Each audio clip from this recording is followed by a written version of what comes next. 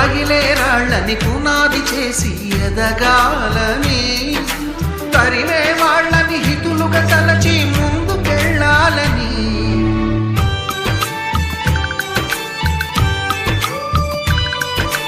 కన్నుల నీటిని కలల సాగుకై వాడుకోవాలని,